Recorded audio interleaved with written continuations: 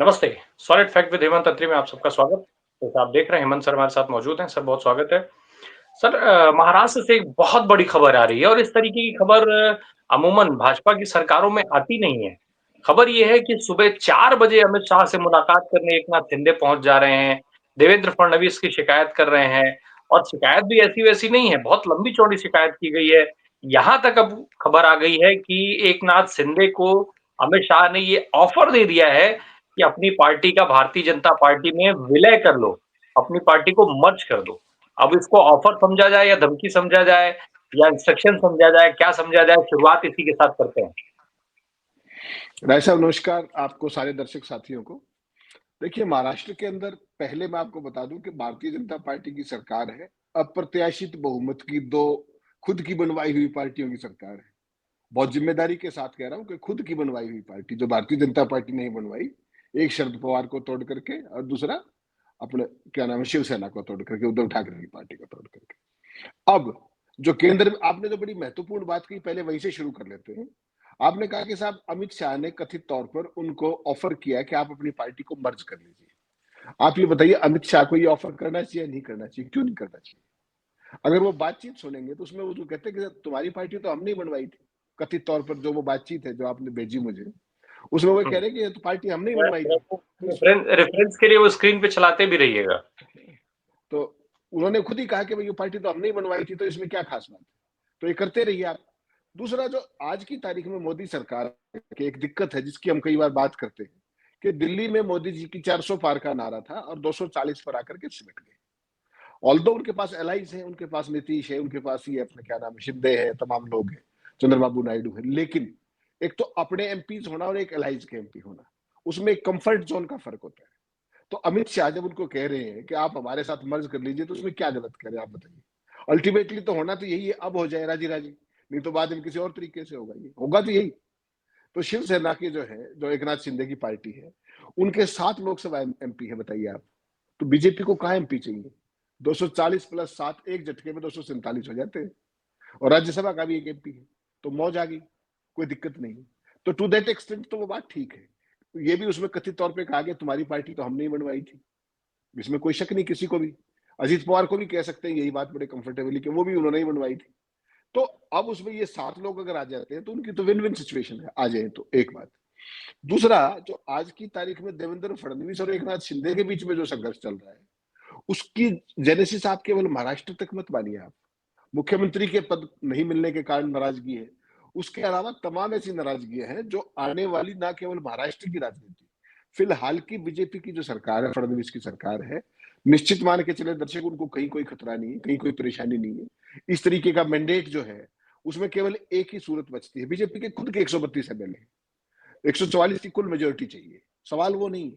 सवाल ये कि अगर किसी भी कारण से भारतीय जनता पार्टी की सरकार गिरती भी है, मान लीजिए, जो अप्रत्याशित और मतलब अभूतपूर्व है, नहीं गिरेगी, ये मैं पहले बता दूं, तो उसके लिए अजीत पवार समेत सभी को साथ आना होगा, जितने भी, तब जाकर के सरकार गिरती है। 132 बीजेपी के हैं और 126 बाकियों के, 156 बाकियों के। तो केवल वही सूरत हो सकती है जो कि नेक्स्ट टू इम्पॉसिबल है। अजीत पवार के 41 एमएलए हैं, वो मान लीजिए बगावत भी कर जाए, चले भी जाए, तो उनको डिप्टी सीएम से ऊपर कभी ना अब मिलना है ना आगे मिलना है। तो यहाँ वो कंफर्ट में है। सारे केस वेस के सीबीआई का भी ध्यान रख लिया गया है। तो वो सवाल नहीं है। लड़ाई उससे कहीं लंबी और कहीं बड़ी है, और उसमें तमाम आर्थिक हित जुड़े हुए हैं, उसके अंदर तमाम राजनीतिक हित जुड़े हुए हैं, महाराष्ट्र के भी हित जुड़े हुए हैं और दिल्ली के भी हित जुड़े हुए हैं। ये है खेल, अपने क्या नाम है राय साहब। लेकिन जो ये बातचीत है, ये बहुत सामान्य बातचीत नहीं है। ज़रा वो बातचीत का अंश दिखाइए। उसमें तो साफ तौर पर देवेंद्र फडणवीस की शिकायत करते हुए एकनाथ शिंदे ये बात कह रहे हैं कि भई मुझे दबाने की कोशिश हो रही है, खत्म करने की कोशिश हो रही है, आपके भरोसे पार्टी बनाया था मैंने, ये सारी चीज़ें। और इतना ही नहीं, वो एकनाथ शिंदे ये भी क्लेम कर रहे हैं अमित शाह से कि आपने ये वादा किया था कि मैं मुख्यमंत्री बनूँगा। तो ये स्थितियाँ बहुत सामान्य तौर पे तो नहीं देखी जा सकती हैं सर। और सरकार, रही बात आप नहीं गिरने की बात कर रहे हैं, तो भई आज की तारीख में भारतीय जनता पार्टी जब 240 पे सिमटी है तो कमज़ोर तो भाजपा भी हुई है ना सर। तो बाकी लोगों के लिए क्या एक बड़ा अवसर नहीं है? वो सवाल है। नहीं, मैंने उसी टाइम आपको कहा कि चूंकि दिल्ली के समीकरण और है, वहां पर अगर हाँ, 7 एमपी एडिशनल आते हैं तो कंफर्ट जोन बढ़ जाएगा। लेकिन महाराष्ट्र में स्थिति अदरवाइज कंफर्टेबल है। यहाँ पर दर्शकों को, क्योंकि यह केवल आपका चैनल महाराष्ट्र नहीं, पूरे देश में बाहर भी देखा जाता है, तो उनके लिए बता दूं कि महाराष्ट्र में जो लड़ाई चल रही है एक नाथ शिंदे बनाम देवेंद्र फडणवीस, उसको आप राजनीतिक लड़ाई तक सीमित मत कीजिए, उसके आगे बहुत सारी कहानियां हैं। और महाराष्ट्र में अगर सही मायनों में मान लेंगे, जो आज के सीजन का फ्लेवर है, महाराष्ट्र में वही लड़ाई चल रही है जो इस समय यूक्रेन में चल रही है। यूक्रेन में क्या है? खनिज, रेयर अर्थ मटेरियल। उसमें किस किस की नजर है? रशिया की है, यूरोपियन यूनियन की है, अमेरिका की है। महाराष्ट्र में शुरुआत कहां से होती है एक नाथ शिंदे बनाम फडणवीस की, ये समझना पड़ेगा। एक नाथ शिंदे 2014 से लेकर के 2024 तक वहां का एक जिला है गढ़चिरौली। गढ़चिरौली के जो जो पालक मंत्री वहां पर बोलते हैं, गार्जियन मंत्री मिनिस्टर होते हैं, जो मिनिस्टर इंचार्ज होते हैं, लगातार 10 साल तक, 14 से 24 तक वो गार्जियन मिनिस्टर रहे। तो मुख्यमंत्री वाले पद की तो बात छोड़ दीजिए आप फॉर द टाइम नहीं। सबसे पहला काम फडणवीस ने क्या किया कि जो वो सीएम बनना चाह रहे थे तो बने ही नहीं, शिंदे वो तो भूल जाइए आप। उसके बाद जो मंत्री भी बनाए, डिप्टी सीएम भी बनाए, तो गार्जियन मंत्री उनको नहीं रखा, खुद बन गए वहां के गढ़चिरौली के। गढ़चिरौली के गार्जियन मिनिस्टर एक नाथ शिंदे नहीं है आज, देवेंद्र फडणवीस है। और गढ़चिरौली के जो जमीन है उसके अंश अंश के अंदर मिनरल्स भरे हुए हैं जो बहुत महंगे हैं। और आपको ध्यान हो तो हाल ही में जीएसडब्ल्यू ने 1 लाख करोड़ रुपए की इन्वेस्टमेंट की वहां घोषणा भी की है। तो बहुत बड़े पैमाने पर नक्सल इफेक्टेड एरिया है। तो बहुत सारे लोग ये मानते थे, जिनको समझ नहीं है महाराष्ट्र की ज्योग्राफी की उसकी, कि नक्सल एंगल के कारण हो सकता है एक नाथ शिंदे उसको अपने पास रखते हो। That is not the case.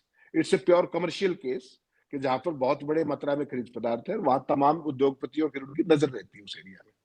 तो शिंदे की सबसे पहली जो नब्ज थी वो दबाई फडणवीस ने, कि उनको वहां के प्रभारी मंत्री से हटा दिया, पालक मंत्री कह लीजिए, गार्जियन मिनिस्टर कह दिए, जो भी। शुरुआत वहां से हुई थी, क्योंकि शिंदे साहब बिल्कुल जो इस बातचीत में आपने दिखाया उसमें भी वो कथित तौर पर कह रहे हैं कि पार्टी तो हमने ही बनवाई थी, उसके अलावा तो कहने को कुछ बचता नहीं है।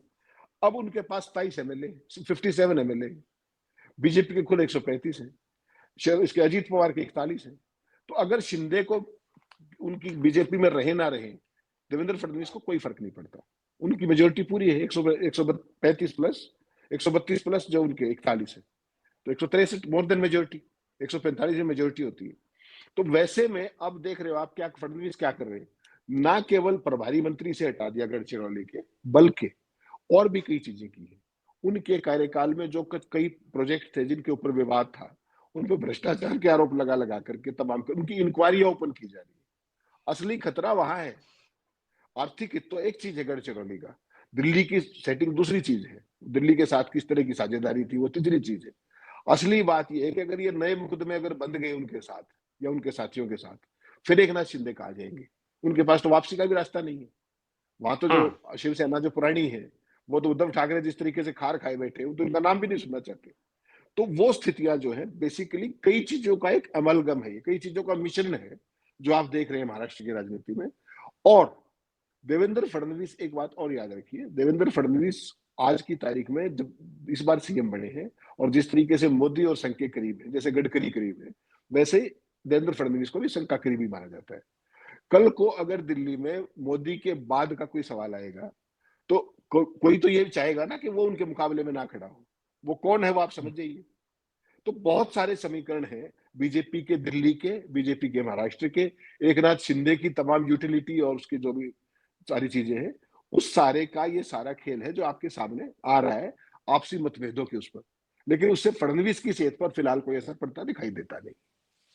नहीं, लेकिन फडणवीस की सेहत पर असर ठीक है कि नहीं पड़ रहा हो, लेकिन एकनाथ शिंदे और उनकी पार्टी तो लगातार डिस्टर्ब है। एक और चीज है सर, जिस तरीके से एकनाथ शिंदे के ऊपर ना केवल उनके फैसले पलटे गए, रद्द किए गए, बल्कि जांच तक बैठा दी गई है उनके फैसलों को लेकर के, ऐसे में ये तो साफ दिख रहा है ना कि जो बाकी दलों और बाकी नेताओं के साथ होता है, विपक्ष के नेताओं के साथ जो व्यवहार होता है, शिंदे के साथ भी वही व्यवहार हो रहा है। तो शिंदे तो सरकार का अंश है, अमित शाह के इशारे पर उन्होंने शिवसेना जैसी पार्टी तोड़ दी, लेकिन व्यवहार उनके साथ विपक्ष वाला हो रहा है। नहीं तो आप ये बताइए क्यों ना हो भाई। देवेंद्र फडणवीस की जगह पे अपने आप को रख के देखिए, आपको मुख्यमंत्री बना दिया गया, आपका चैलेंजर कौन है? जब आप बन हम्म। रहे थे उसको चैलेंज कौन कर रहा था? एक नाथ शिंदे कर रहे थे कि मैं बनूंगा, मेरा दावा है। हम्म। तो अमित शाह ने हम्म। दो टूक बता दिया कि भैया मुख्यमंत्री तो हमारा बनेगा, हमारे 132 एमएलए है, संख्या के बल के आधार पर उनको रिजेक्ट कर दिया। लेकिन कल को कोई भी सूरत हाल बदले, लोकल समीकरण बदले, दिल्ली के हालात बदले, तो आपको क्या लगता है कि फडणवीस अपने किसी भी कंपटीटर को चैन से जीने देंगे? चाहे वो उनकी पार्टी का हो, चाहे उनके एलआई का हो, और चाहे अपोजिशन का हो, कोई भी मुख्यमंत्री क्यों उसमें चैन से जीने देगा। तो ना केवल एक नाथ शिंदे, अभी तो आपको एक नाथ शिंदे दिख रहे हैं कि फैसले पलट दिए, उनकी नीतियां बदल दी, उनके खिलाफ जांच भी बिठा दी है, कुछ मामलों में जांच भी शुरू हो गई है। तो ऐसा केवल इनके साथ नहीं होगा, ऐसा कोई भी व्यक्ति विद इन अलायंस और आउटसाइड अलायंस जो फडणवीस को आज या आने वाले समय में कभी भी उसका एक कंपटीटर बन सकता है, उसका एक चैलेंजर बन सकता है, तो उसको फडणवीस क्यों बख्शेंगे। उसका और कुछ नहीं तो उसका चैन तो हराम कर ही सकते हैं ना, उसकी नींद तो हराम कर ही सकते हैं। तो फडणवीस वही कर रहे हैं कि कल को फडणवीस कहने या शिंदे कहने लायक ही ना बचे, दावा करने लायक ही ना बचे कि उनके खिलाफ इतनी जांच बिठा दो कि इनके इतने केसेस हैं जिनके खिलाफ तो अंडर इन्वेस्टिगेशन है साहब, एक आध एफआईआर भी दर्ज हो जाएगी देर सवेर, और भाग जाओ तो उनको कोई फर्क नहीं पड़ता, जाओ क्या फर्क पड़ता है। दिल्ली में जरूरत पड़ेगी तो भागने की जगह है नहीं, दिल्ली में तो 7 लोग सब एमपी है, वहां तो सपोर्ट करना ही पड़ेगा। तो फडणवीस इस सारी स्थिति को समझ रहे हैं, इसीलिए वो महाराष्ट्र की राजनीति के अंदर विद इन अलायंस अपने किसी भी कंपटीशन को धीरे धीरे निपटाने की प्रक्रिया में है। इस बात को वो भी समझते हैं, इस बात को दिल्ली भी समझती है, और ये खेल लगातार चलता रहेगा, आप इसको देखते जाइए। नहीं, लेकिन अब एक नाथ शिंदे के लिए फिर क्या मुफीद रहेगा भाई, वो तो इधर भी सिकंजे में है, उधर भी सिकंजे में है, अब वो करें क्या, उनके पास क्या विकल्प बचा है सिवाय क्या, अब वो या तो चुपचाप जलालत सहे, जलील होते रहे, बार बार जलील किए जाएंगे। अब देवेंद्र फडणवीस भाई, अमित शाह, प्रधानमंत्री मोदी, जेपी नड्डा, इनको तो छोड़ दीजिए, उनको जलील देवेंद्र फडणवीस कर रहे हैं। तो अब तो देवेंद्र फडणवीस जलील कर रहे हैं, प्रदेश में आपका कुछ बचा नहीं, अमित शाह वहां सुनने को तैयार नहीं है, तो केंद्र में आपका कुछ बचा नहीं। ऐसे में तो पार्टी के लोग स्वतः भाग जाएंगे, क्योंकि महाराष्ट्र की राजनीति और खास करके शिवसेना का जो वो माना जाता है कि उनका हिसाब किताब ही ऐसा है कि शिवसैनिकों को जब दिखता है कि हमारा नेता कमजोर पड़ रहा है तो वो भाग जाते हैं निश्चित तौर पे। फिर तो वो स्वतः भाजपा के लिए रास्ते बनाए जा रहे हैं क्या कि भाई आप तोड़िए या ना तोड़िए, हम आपको ऐसी हालत में कर देंगे कि आपकी पार्टी अपने आप हमारी हो जाएगी और आप साइडलाइन किनारे कहीं, या फिर जेल का रास्ता। राज साहब, इसमें आपको कहाँ शक लग रहा है, भारतीय जनता पार्टी के आज तक जितने भी एलाइज रहे हैं उन सब की मोक्ष प्राप्ति ऐसे ही तो हुई है, कोई फर्क है क्या। और ये तो इनका मोक्ष तो बहुत जल्दी, हम पहले भी चुनाव के दौरान भी कहा करते कि कोई कितनी सीट ले आओ, मोक्ष प्राप्ति तो होके रहेगी। आप मुझे एक बात बताओ, जब कथित तौर पर उनको दिल्ली के अंदर विलय करने की बात की जा रही है, तो आपको क्या लगता है महाराष्ट्र में नहीं की जा रही होगी। निश्चित तौर पर की जा रही है विलय, कोई ऐसा तो नहीं सकता नेशनल पे कर दिया और स्टेट पे नहीं होगा। विलय का मतलब तो मर्ज होता है, मर्ज पूरी पार्टी होती है। तो खेल वही है, उस सारे में क्या है कि आप दिखाओ अपने आप को कहीं पर और पोजिशनिंग कहीं रखो। अमित शाह जी की इच्छा हो सकती है कि देवेंद्र फडणवीस को सीएम ना बनाया जाए, लेकिन वो बन गए, हकीकत है। किन्हीं कारणों से बने होंगे, संघ के कारण बने होंगे, तमाम मोदी जी की करीबी के कारण बने होंगे, दुनिया भर के कारण बने होंगे। लेकिन एक नाथ शिंदे तो वन टाइम फिनोमिना थे, अगली बार उनका यूज एंड थ्रो होना ही है अदरवाइज भी। और ये बीजेपी के ना तो पहले एलआई है और ना आखिरी है, जितने भी एलआई हैं उनका यूज एंड थ्रो ही होता है, चाहे वो एलआई हो चाहे उनके स्ट्रेटेजिक सहयोगी हो। आप देख लीजिए उड़ीसा में क्या हुआ, पटनायक साहब जब से मोदी आए हैं कभी बेचारे ने कोई चीज डिमांड नहीं की, कुछ नहीं की उड़ीसा में, और किस तरीके से उनका धीरे से कर दिया गया विसर्जन पूरी पार्टी का। ऐसे ही जगन मोहन रेड्डी का देख लीजिए, आप गिनते जाइए, महबूबा मुफ्ती से लेकर के प्रकाश सिंह बादल, सुखबीर बादल, हरियाणा चौटाला, कितने लोग हैं। तो वन टाइम फिनोमिना है, एक बार यूज करो, अगली बार थ्रो कर दो, अगली बार कोई और आ जाएगा। अजीत पवार उस स्थिति को समझते थे, तो अजीत पवार अच्छे बच्चे की तरह अपने प्रिय मंत्रालय लेकर के बैठे हुए वहां पर, ना उन्होंने मुख्यमंत्री पद मांगा, उनको पता था मिलना नहीं है, तो वो शांत रहे। एक नाथ शिंदे को ये गलतफहमी थी कि मैं तो किसी का बहुत करीब हूँ, मुझे तो उन्होंने ही बनवाया था, वो तो मुझे बनवा ही देंगे, मेरी तो संख्या भी बतेरी है, 57 है। लेकिन वो सारी चीजें आपकी इच्छा से नहीं होती ना, वो तो पार्टी जितने दिनों से महाराष्ट्र में कब से अपने विरोधियों को एक आईना दिखाना चाह रही थी कि हम अपनी सरकार बढ़ा सकते हैं, उन्होंने बना के दिखा दी। अब जो एलाइज है वो अपना रास्ता खुद देख ले, भागने की जगह हो तो भाग के देख लो, बगावत करनी हो तो बगावत कर लो, और राजी राजी रह के अंदर पड़े रहना है, बेइज्जती करानी है हर रोज, वो कराते रहो, चॉइस आपकी है। तो बीजेपी के साथ बियॉन्ड ए पॉइंट हर एक सहयोगी का यही हैशरोड़ा होता है, किसी का जल्दी हो जाता है, किसी में समय लगता है। एक ये स्वतः स्फूर्त प्रक्रिया है, ये आपको ध्यान होगा जब महाराष्ट्र का रिजल्ट आया तब भी हमने कई बार बात की थी इसमें, और तब भी मैंने यही कहा था कि इनकी गति यही होनी है। इनकी समस्या देखिए ना क्या है, इनको नेता भी बेसिकली ये शिवसेना में थे, उद्धव के साथ थे, सबसे ट्रस्टेड थे बाला साहब के, यही तोड़ सकते थे शिवसेना को, तो उस टाइम इनका यूज कर लिया गया बड़ा इफेक्टिवली। और अब इनको पहले मुख्यमंत्री के लिए रिफ्यूज किया गया, चुनाव से पहले कंफ्यूज किया गया, रिजल्ट आते ही रिफ्यूज किया गया और अब इनको डिफ्यूज करने की प्रवृत्ति चल रही है। तो पूरी प्रक्रिया है उस यूज से लेकर के आखिर तक, मिसयूज, कंफ्यूज, रिफ्यूज, डिफ्यूज, ये बीजेपी के डिफरेंट स्टेप्स है राजनीति के अंदर, जो किसी भी एलआई को आने से पहले उनकी प्रॉपर स्टडी कर लेनी चाहिए। शिंदे ने नहीं की, उसका परिणाम भुगतेंगे वो। उन्होंने बहुत टाइमली कर लिया, अजीत पवार ने, समझदार है, सारे केस निपटवा गए, डिप्टी सीएम बन के अपना प्रिय महकमा लेकर के आनंद ले रहे हो। इनकी महत्वाकांक्षाएं जोर मार रही थी, फडणवीस को पता था इनका पेच कहां दबेगा, उनकी उन्होंने पूंछ पे पैर रख दिया। अब ये हड़बड़ाए फिर रहे हैं। मुख्यमंत्री तो वही है, दिल्ली क्या कर लेगी? 4 पर्चे दर्ज हो गए स्टेट के अंदर, घूमते रहिएगा आप जमानत कराते, हु केयर्स? आपके आप विधायक लेके चले जाइए, आप समर्थन वापस ले लीजिए, क्या फर्क पड़ता है? आपका समर्थन अपना ही बच जाएगा, बाकी तो विधायक दल बचना नहीं है। आपने बिल्कुल ठीक कहा। ना केवल शिव सैनिक, ना केवल शिंदे की पार्टी, आज की तारीख में जो इस देश का माहौल है, भारतीय जनता पार्टी की सरकार के खिलाफ बगावत करना, आप समझ लीजिए वो क्या है। मुख्यमंत्री चाहे मिट्टी का माधो हो, उसे बहुत कोई फर्क नहीं पड़ता। पूरे देश में भाजपा के मुख्यमंत्रियों की सूची उठा के देख लीजिए, उनमें से कोई मुख्यमंत्री की रेस में भी था? सारे वैसे ही हैं। फडणवीस उसमें एक अलग से वो है क्योंकि वो दिल्ली में मोदी जी के करीब है, उधर वो संघ के करीब है। नहीं, इसलिए वो उनके भी अंदर जब एक आए थे बेसिक, तो ऐसे ही आए थे सर, वो भी जब आए थे तो ऐसे ही तो आए थे। वो कौन सा नहीं काबिलियत रख रहे थे और कौन से रेस में थे, वो भी तो ऐसे ही आए थे। नहीं, वो भी मोदी जी के तो प्रिय थे ना भाई, सीधे हाँ, मोदी जी के हाँ, प्रिय थे और संघ हम्म, उनको सपोर्ट करता था। तो आज हम्म, भी उनकी सपोर्ट तो कोई इधर उधर वेवर तो नहीं हुई ना। ये तो शिंदे हम्म, साहब को देखना चाहिए था कि वो जो 57 सीटों के साथ मुख्यमंत्री पद मांग रहे थे, तो उनका क्या होने वाला है। वो किन बातों में आकर के गलतफहमी का शिकार होकर उन्होंने शिवसेना तोड़ ली। वो मुख्यमंत्री रह गए, ठीक बात है, उस समय तो, बीजेपी को इनकी जरूरत थी, आज तो सर इनको अब बीजेपी की जरूरत है। ये क्रम अगले 5 साल ऐसे ही चलता रहेगा, ये कोई समाधान आप देखते हैं इसका? और दूसरा, अगर ये क्रम अगले 5 साल ये चला, तो महाराष्ट्र में जो बड़े बड़े वादे करके भारतीय जनता पार्टी आई थी, क्या उस तरफ कुछ कदम बढ़ा पाएगी सरकार? भारतीय जनता पार्टी के वायदों पे मत जाया कीजिए आप, एक गलती हम बार बार करते हैं। भारतीय जनता पार्टी का कोई वादा नहीं होता, दिमाग से निकल। भारतीय जनता पार्टी का होता है कि सत्ता में आना है, किसी भी तरीके से आना है, वो और गारंटी नहीं होती है, आओगे, और नहीं वायदों से आओगे आगे बढ़ने सत्ता, की गारंटी देते हैं वो। जब आप सत्ता में नहीं लाए तो दूसरों को तोड़ के आ जाएंगे, क्या फर्क पड़ता है? तो टू दैट एक्सटेंट तो उनका सारा ठीक है। ये जो अपने जो अलाइज हैं, जो इस तरह के बनाए जाते हैं, चाहे अजीत पवार की पार्टी बनवा दी, चाहे शिंदे की बनवा दी, चाहे तमाम लोगों की, दुष्यंत चौटाला की भी बनवाई थी, दुष्यंत चौटाला की पार्टी नहीं बनवाई थी। क्या हुआ दुष्यंत चौटाला का? 4.5 साल के बाद बीजेपी ने उन्हीं को हटा दिया। कभी आपने सुना नहीं होगा, एलाइज तो सपोर्ट विड्रॉ करते हैं, जिसको समर्थन दे रखा है वो उसको बाहर नहीं फेंकता, इन्होंने उसको बाहर फेंक दिया। तो हरियाणा वाला मॉडल महाराष्ट्र में लागू होने में कितनी देर लगती है, आपको क्या लगता है?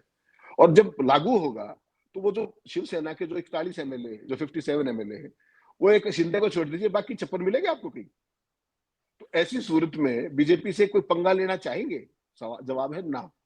केवल और केवल फडणवीस के साथ ये आंख मिचौनी चलती रहेगी। जब दिल्ली का नाम आएगा, बिल्कुल अच्छे बच्चों की तरह, जैसे भेड़ चलती है ना लाइन में, वैसे लाइन में चलेंगे, कहीं कोई परेशानी इनको नहीं होने वाली है। फडणवीस जरूर अपने कंपटीशन को with in party, outside party, with in alliance, किसी भी व्यक्ति को उस लायक नहीं छोड़ेंगे वो, जो एक मानव प्रवृत्ति भी है कि जो उनकी सत्ता को किसी भी स्टेज पर चुनौती दे सके, ये उतना सही है। तो उसमें ये घूमते रहेंगे एक नाथ शिंदे, और अमित शाह सुन लेंगे उनकी बात। क्यों? क्योंकि उनको 7 एमएलए एमपी का सपोर्ट चाहिए दिल्ली में। लेकिन उसके कारण आपको मुख्यमंत्री बदल देंगे, वो होता तो पहले बढ़ा ही देते ना। तो ये बात तो एक नाथ शिंदे को असलियत है, स्वीकार करनी पड़ेगी कि मुख्यमंत्री तो वो नहीं बनने वाले हैं। पालक मंत्री गढ़चिरौली के तो वो नहीं ही बनेंगे, कोई भी कुछ कर ले, क्योंकि उनको दुखती रंग पता है ना फडणवीस की, कि इसकी आत्मा कहाँ है। उसकी आत्मा है गढ़चिरौली के खरीदों में, वो नहीं देंगे। सबसे पहला काम उन्होंने वही किया। पहले गृह मंत्रालय, पहले चीफ, देखिए मना क्या क्या किया, पहले चीफ मिनिस्ट्री मना की, फिर गृह मंत्रालय मना किया, तो धीरे धीरे सारे काम, अब गढ़चिरौली का पालक मंत्री मना किया। तो उसके बाद भी अगर आप नहीं समझ रहे हो तो ना समझी बीजेपी की नहीं है। बीजेपी तो एक ना समझी तो एक नाथ शिंदे की है। वो समझ भी लेंगे तो भी कुछ नहीं कर सकते, और ना समझ बने बने रहेंगे तो फायदा है, शायद बच जाए। क्योंकि ज्यादा सोचेंगे, दिमाग लगाएंगे, तो अकेले खड़े रह जाएंगे, पार्टी कहीं और चली जाएगी। ये नया पहली बार नहीं होगा, ये तमाम एलाइज के साथ ऑलरेडी हो चुका है। तो दुष्यंत के साथ भी तो यही हुआ था, अकेले ही खड़े रह गए थे माँ बेटा, बाकी तो कौन मिला। तो वैसी स्थिति कहीं भी होगी, किसी के साथ भी होगी। बीजेपी के साथ अलायंस कोई भी छोटी पार्टी, रीजनल पार्टी करती है तो हुँ। ये बात सोच के चलना चाहिए कि सवारी अपने सामान की खुद जिम्मेदार है, बीजेपी उसकी जिम्मेदार नहीं है, उनको पार्टी बनवाने वाला कोई जिम्मेदार नहीं है। आप अपने खतरे पर जा रहे हैं, आपकी रिस्क बेयरिंग कैपेसिटी है, आपका फ्यूचरिस्टिक व्यू है, आपने कहां तक पहुंचना है या कहां निपटना है, वो भी आपका वो तय करके बता देते हैं पहले। एक इंटरेस्टिंग चीज़ याद आ गई सर, ये जो महाराष्ट्र में आज तस्वीर दिख रही है, क्या कल यही तस्वीर बिहार में दिखेगी? इसमें कोई शक है आपको? ये तस्वीर आपको कहां दिखाई देती? हुँ। बीजेपी की दबी कुचली इच्छाएं क्या क्या थी? नहीं, उड़ीसा अभी में अभी तक सरकार ने बिहार की सियासत में थोड़ा अंतर था सर, नीतीश कुमार वहाँ नहीं, पर ज़बरदस्त मजबूत थे। छोड़ दीजिए, नीतीश नीतीश कुमार जी का भी मोक्ष की व्यवस्था कर चुके हैं, राजनीतिक हुँ। मोक्ष की बात कर रहा हूं मैं। जैसे इनका मोक्ष हो गया ना, आप सारे बैठे मंत्रालय में बैठे रहो, मंत्री बने रहो, आप डिप्टी सीएम बने रहो, हु केयर्स? भाई मुख्यमंत्री जो चाहेगा, हिंदुस्तान की सत्ता तो राज्यों में तो वहां चलती है, और केंद्र में जो प्रधानमंत्री चाहता है सत्ता वहां से चलती है। और कोई गलतफहमी किसी को तो निकाल दीजिए, एक सरकारी कोठी मिल जाती है आपको, गाड़ी मिल जाती है, सरकारी मौज मस्ती मिल जाती है, उसके अलावा तो फैसले वैसले तो कहीं और ही होते हैं। बीजेपी के राज में तो कहीं और ही निश्चित तौर पे होते हैं, वो जो दो मित्र सहयोगी और वो तमाम चीजें जो समझते हैं आप सारी बातों। तो बिहार की जो आप बात कर रहे हैं, बिहार का तो लगातार मान के चलिए, जिस दिन इन्होंने बिना मांगे समर्थन दे दिया था मोदी जी को, किसने? नीतीश कुमार ने और चंद्रबाबू नायडू ने। उस दिन नीतीश की, उनके यहाँ तो चुनाव हुआ है, चंद्रबाबू को तो अपने दम पे सरकार है, उसको तो बीजेपी की हुँ, जरूरत नहीं है। तो स्टेट हुँ। में जरूरत नहीं है, दिल्ली में उनको म्यूचुअल जरूरत है, उनको उसकी जरूरत है, वो उसकी जरूरत, चलता रहेगा। नीतीश कुमार बीजेपी का सबसे सॉफ्ट टारगेट इसलिए है, उनकी सेहत ठीक नहीं है, उनकी मानसिक तौर पे भी जो चीजें सामने आती है बीच में रह रह करके। बीजेपी की बहुत लंबे समय की इच्छा थी कि महाराष्ट्र में सरकार बनाई जाए, जिस भी कारण से बना के दिखाई, उड़ीसा में बनानी थी बना करके दिखाई, दिल्ली में बनानी थी बना करके दिखाई। कोई कुछ करता रहे, क्या फर्क पड़ता है? करते रहिए आप, वोटर मैनिपुलेशन, वोटर लिस्ट वगैरह, कौन पढ़ रहा है? सुप्रीम कोर्ट तक तो कोई देख नहीं रहा आपकी बात। अब उनका अगला टारगेट बिहार है। बिहार में पिछली बार 43 पे तो ले आए थे नीतीश बाबू को, लाए थे ना? रामविलास पासवान किसके अनुमान थे और निपटा किसको रहे थे? तो बीजेपी के पास ऐसे हनुमान हर जगह है, प्रचुर मात्रा में। तो चिराग यहां पर इस पासवान। बार चिराग पासवान, तो अगली बार जो टारगेट है वो तय मान के चलिए बिल्कुल स्मूथली, कि नीतीश कुमार जी के साथ वही होने वाला है जो जिसकी अपेक्षा दुनिया कर रही है, देश कर रहा है। भारतीय जनता पार्टी की बहुत लंबे समय से ये दबी कुचली इच्छा है कि बिहार में अपनी सरकार होनी चाहिए। तो इस हुँ, बार हुँ। उन्होंने पूरा सब कुछ मामला जमा दिया है, अब केवल समय का इंतजार कर रहे हैं वो। और नीतीश बाबू, आपको याद होगा लोकसभा के तुरंत बाद हरियाणा के साथ चुनाव चाह रहे थे कि करवा दीजिए कोई बात, तब बीजेपी नहीं मानी थी, क्योंकि उनको थोड़ा सा लंबा गेम करना था। अब बीजेपी को भी परेशानी हो रही है कि जिस तरीके की हरकतें हो रही है, 6 महीने में कोई नीतीश से कोई बात ना बदल बिगड़ जाए और नीतीश कहीं फिर पलटी ना मार जाए। अगर नीतीश समझदार होंगे तो अपना रास्ता पहले तय कर लेंगे, वरना तो बीजेपी ने उनका रास्ता तय कर रखा है ऑलरेडी, ये मान के चलिए। तो ये जो दबी कुचली इच्छा महाराष्ट्र में थी, वही दबी कुचली इच्छा जो है वो बिहार के अंदर भी है, स्थितियाँ सेम हैं।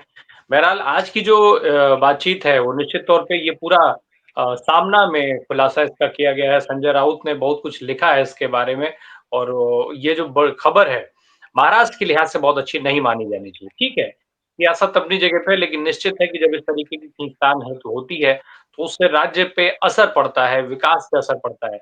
अब वो दीगर बात है कि विकास और भाजपा का जो कनेक्शन है, उसको हम और आप कैसे एस्टेब्लिश करते हैं। हम और आप का मतलब हम और जनता कैसे एस्टेब्लिश कर पाती है। भाजपा का अपना विकास है, उनका अपना एक मॉडल है, उस मॉडल पे वो काम कर रहे हैं और बाकी विस्तृत जानकारी आपको हेमंत सर ने दे दी। बहुत-बहुत धन्यवाद सर हमसे बात करने के लिए। Thank you so much.